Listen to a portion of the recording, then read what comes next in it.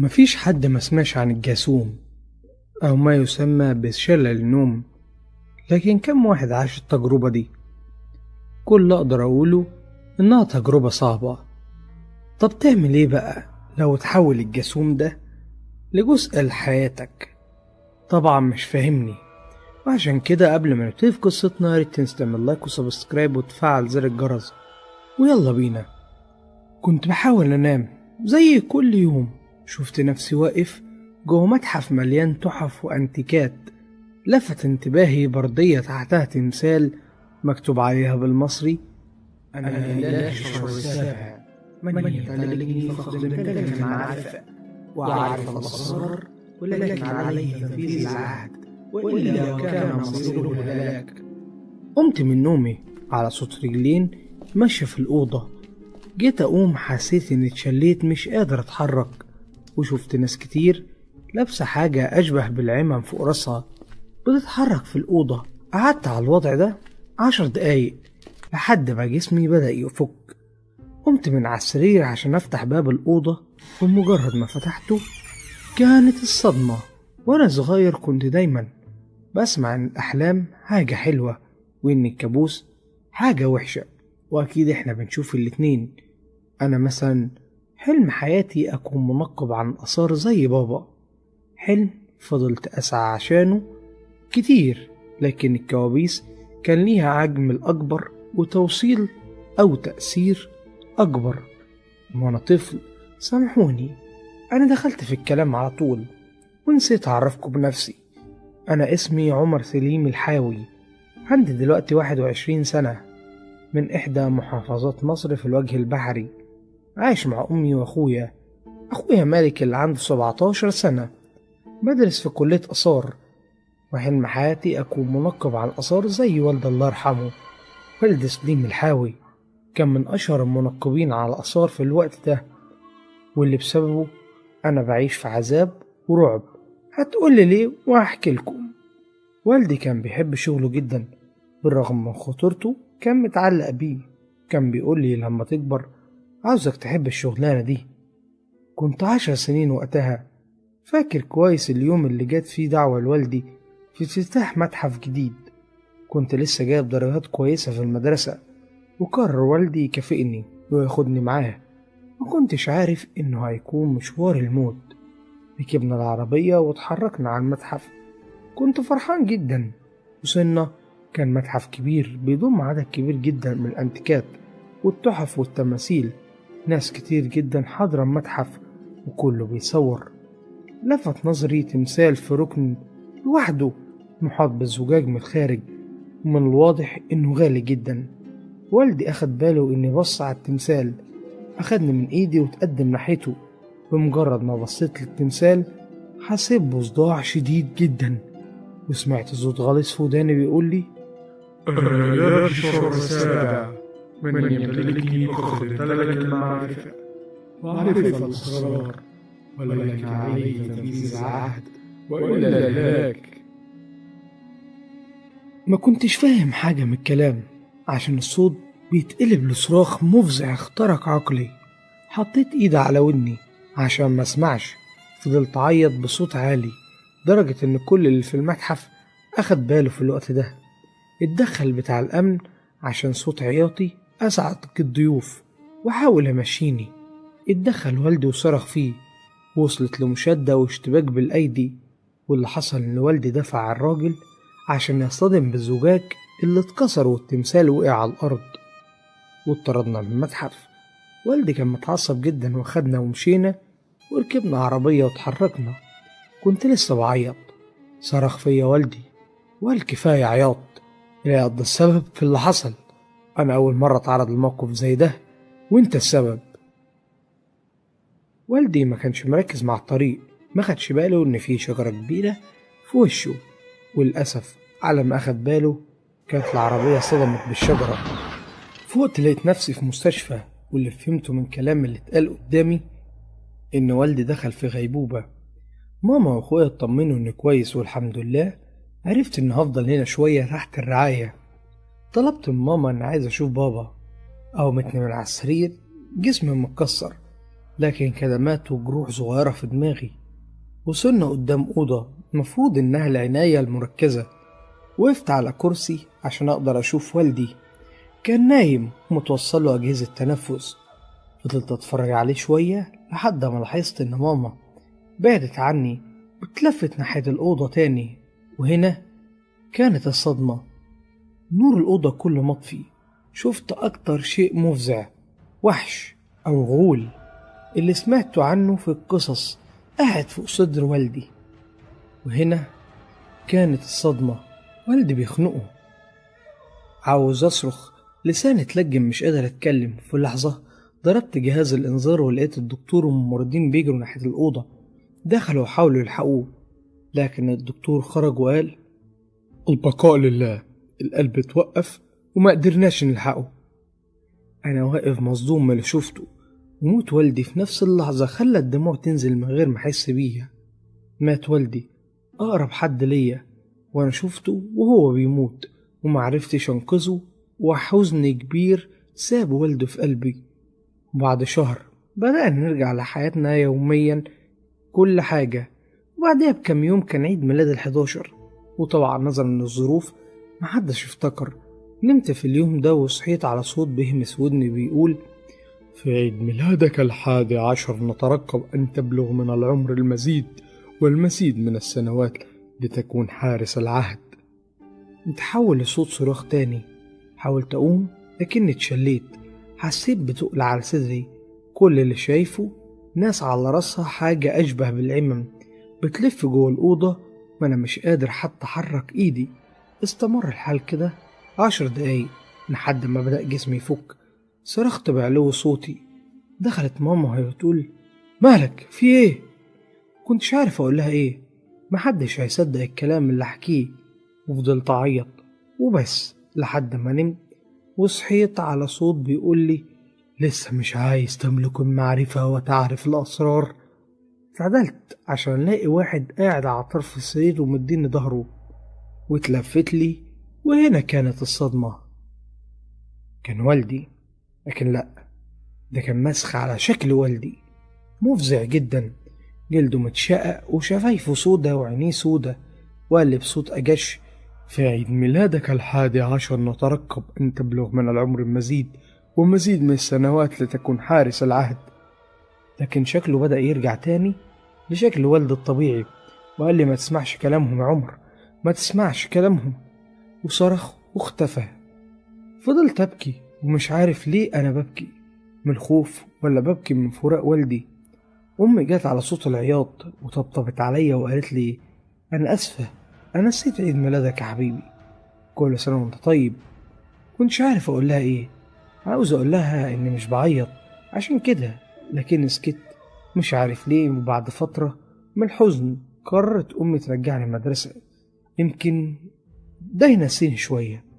رجعت المدرسة وأنا الحزن متمكن مني، مش قادر أركز في الشرح ولا أجاوب حتى على أي سؤال، لحد ما بدأ ولد معايا في الفصل يتريق عليا. عادي، كنا صغيرين، لكن الوقت ده كانت التريقة مش وقتها خالص. بعد ما المدرسة روحت رحت الولد ده واتخانقت معاه. كان هو وكام واحد تاني أقوى مني. اتخانقت معاه لكن هو كان أقوى مني وقدر يزقني ووقعني على الأرض، وده طبعا خلى كل الفصل يضحك عليا. لكن فجأة الولد ده جلده بدأ يتشقق وعينيه اتقلبت للون الأبيض. كان بيحاول يصرخ لكن بصوت مكتوم وقع على الأرض، فضل يترعش وكأنه بردان. صراخ الأطفال اللي واقفة وشايفين اللي بيحصل، والأستاذة بدأت تخرج الأطفال بره المدرسة وأنا معاهم، واتصلوا بالإسعاف اللي بصراحة ما تأخرتش وجت بسرعة ونقلوا جثة الطفل. الكل واقف مذهول من اللي حصل ده. رجعت البيت بسرعة، وبسرعة الخبر انتشر وأمي عرفت وقالت: وانا ابني ايه اللي دخله بالموضوع ده؟ كان الرد ان ده حصل للولد بعد ما اتخانق معايا على طول، بس عادي. امي ما اهتمتش بالكلام حد. من اليوم ده بدأ الكل يخاف مني في المدرسة، وكل اصحابي بعدوا عني. بقيت انطوائي جدا، قليل الكلام حتى مع امي واخويا. الناس نصحت امي توديني لدكتور تخاطب، يمكن كانت اسوأ حاجة حصلت، اسوأ من الرهب نفسه. رحنا لدكتور اسمه رفعت، أقل ما يقال عنه إنه مش بيفهم حاجة. قعد واتكلم معايا وبدأت أحكي له كل حاجة حصلت لي وبشوفها. رد فعله كان غريب، رد فعله كان سخرية من كلامي، وقال تمثال إيه وله السبع إيه العبط ده، وترى بقى تمثال حتشبسوت ولا نفرتاري. فضل يضحك، وأنا بصراحة كنت باصص له وساكت، أو خليني أقول إني كنت باصص على اللي واقف وراه. أيوة، في حد كان واقف وراه، والدي. هو والدي بس بشكل مسخن مرعب. واضح إن الدكتور بدأ يحس إن في حد واقف وراه، إنه اتلفت وراه ومسك رقبته وفضل يخنق في نفسه، بس في الحقيقة بيخلص نفسه أو بيحاول إن الشخص التاني ما يخنقهوش. وفعلا قدر يخلص نفسه، وقال لي هو بيكح بياخد نفسه بالعافية: اطلع بره، انت مش طبيعي، اطلع بره بره. خرجت اجري وانا مش فاهم اللي بشوفه ده ايه بالظبط. واخيرا قررت احكي لامي، وحكيت لها كل حاجة حصلت معايا من يوم ما اتحب. امي كانت بتسمعني وهي مذهولة ومصدومة، وبعدين قالت لي انت اكيد وفاة والدك مأثرة عليك او بتحلم. قلت لها لا، صدقيني يا امي، اللي انا بشوفه ده وانا صاحي. فكرت امي تاخدني الشيخ يقرا عليا ويرقيني. امي كانت فاكراني ملبوس. قعدت قدام الشيخ وفضل يقرا عليا ساعة، وانا عادي جدا، مفيش اي حاجة غريبة. بص الشيخ لأمي وقال لها ابنك سليم مفهوش حاجة، ويا اما بيكذب يا اما عنده هلاوس، انصحك وديه لدكتور نفسي. امي كانت في حيرة، ورغم كده خلتني التزم في صلاة، وبقيت بشوف الحاجات دي كتير واتعودت عليها. وعدت سنين وكبرت، ومع كل عيد ميلاد كنت بسمع الكلام تاني مع اختلاف السن، لحد ما وصلت 18 سنة قدرت أحقق حلمي وحلم والدي وأدخل كلية آثار. كان فاضل إن أتخرج بس عشان أكون منقب عن الآثار. كنت في الكلية والدكاترة قال إننا عندنا زيارة للمتحف الكبير، كان مقفول وعيد افتتاحه. كنت وأنا طالب متم لاختارهم عشان يروحوا. رجعت البيت في اليوم ده ونمت، كنت حاسس بإرهاق شديد. نمت وحلمت حلم غريب أول مرة أشوفه.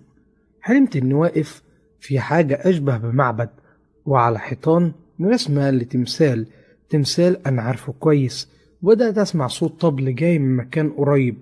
بدأت أمشي وأقرب لحد ما وصلت المكان. في آخر كرسي قاعد عليه واحد، كرسي كان أشبه بكرسي الملوك بتوع زمان، وظهرت بنات لابسة لبس فرعوني وبدأ يرقصوا على صوت الطبل. مش فاهم ايه معنى الكلام ده، لكن لقيت نفسي ماشي وبتحرك ناحية الست اللي قاعدة على الكرسي. قربت منها وانا ماشي، البنات بدأت تنحي لتحت زي حركة تعظيم ليا يعني، لحد لما وصلت للست دي. ست في غاية الجمال، بشرتها بيضة يكاد يشع منها نور، وعينيها زرقاء ساحرة، وشعرها ذهبي بلون الشمس. وقالت لي بصوت جميل: أهلا يا حارس العهد، أهلا بالملك المتوج. سألتها وانت مين؟ قالت لي أنا الملكة أسينا ملكة المعبد.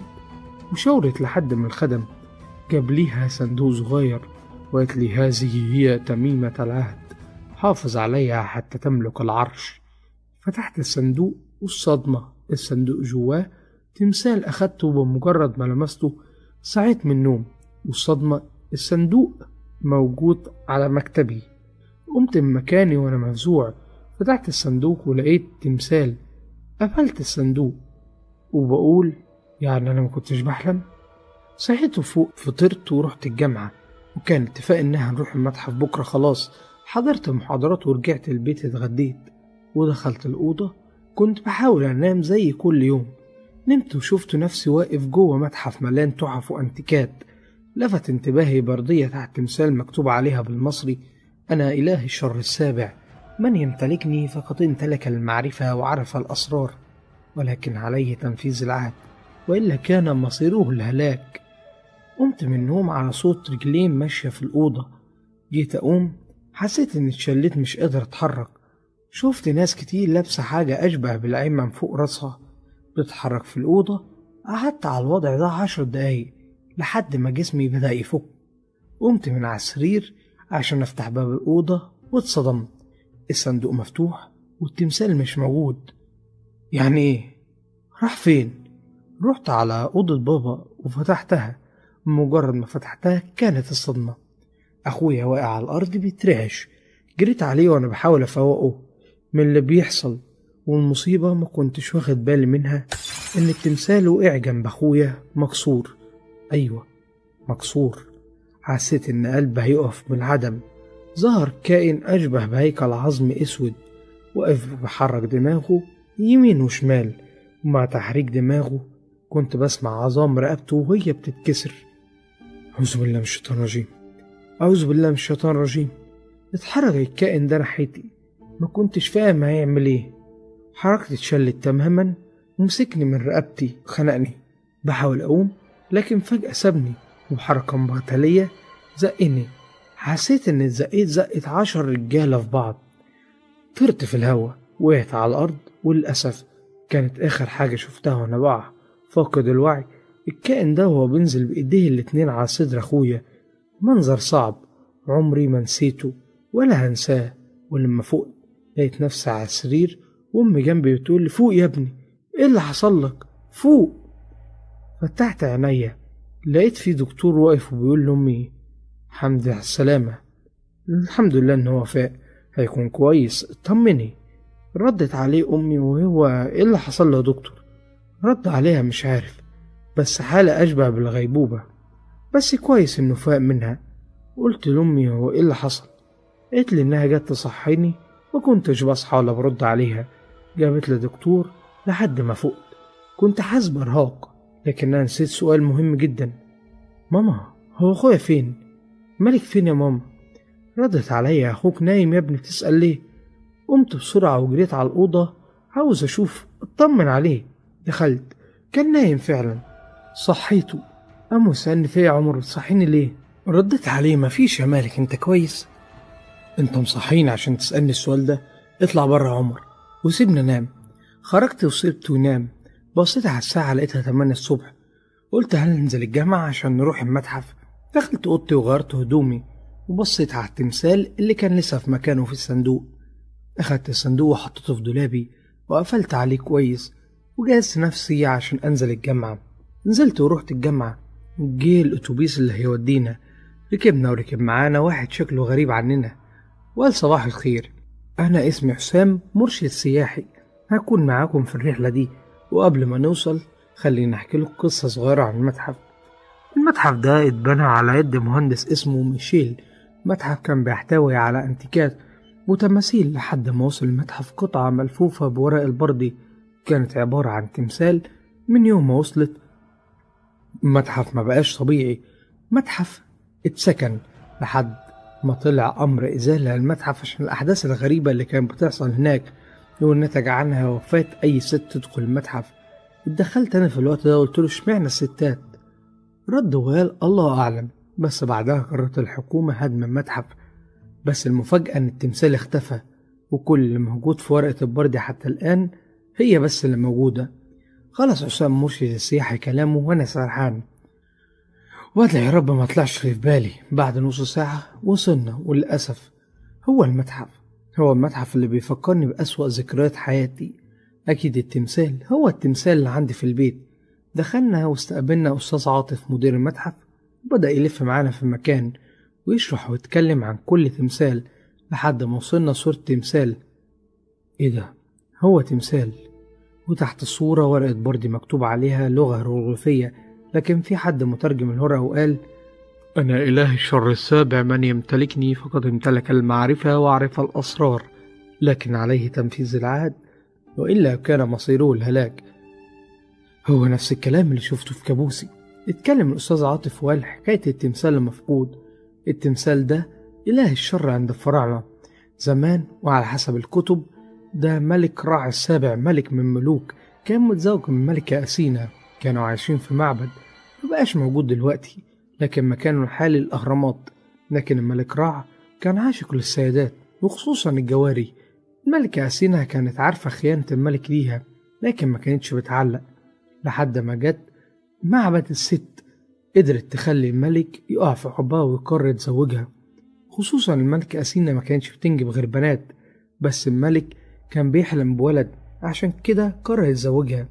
ملكة أثينا كانت هتتجنن، لأن كده الحكم هيروح لابن الست دي. وعشان كده لقت الملكة أثينا لسحر خبيث يخلي الملك يمرض وما يتجوز. نحتت حجر على شكل تمثال ونحتت عليه طلاسم، وساعتها الملك مريض ومش قادر يتحرك لحد ما مات. وأمرت الملكة أثينا بقتل الست دي. فعلا نفذوا الأمر، وبكده الحكم بقى للملكة أثينا. لكن هي ما كانتش عارفة إنها حضرت لعنة، وإن أي حد بيملك التمثال ده لازم نهايته هتكون الموت. لكنها عملت وصية عشان تقدر تورث الحكم لأي حد يملك التمثال ويقدر ينفذ شر التمثال. واختفى من فترة طويلة، ومن ساعة ما اختفى التمثال ده كان جواه رائد بردي. احنا كنا مرتاحين، لكن زمان جه راجل واتخانق مع بتاع الأمن، والنتيجة كانت كسر اللوح الزجاجي وخروج اللعنة علينا. وبعدها بدأت المصايب. أي ست كانت تحاول تدخل المتحف كانت تموت، وده كان غريب لحد ما الحكومة أزالت المتحف اللي اتفتح من تاني. ولكن الحمد لله إن التمثال مش موجود. أنا عارف إن الكلام ده كله على مين؟ على والد الله يرحمه.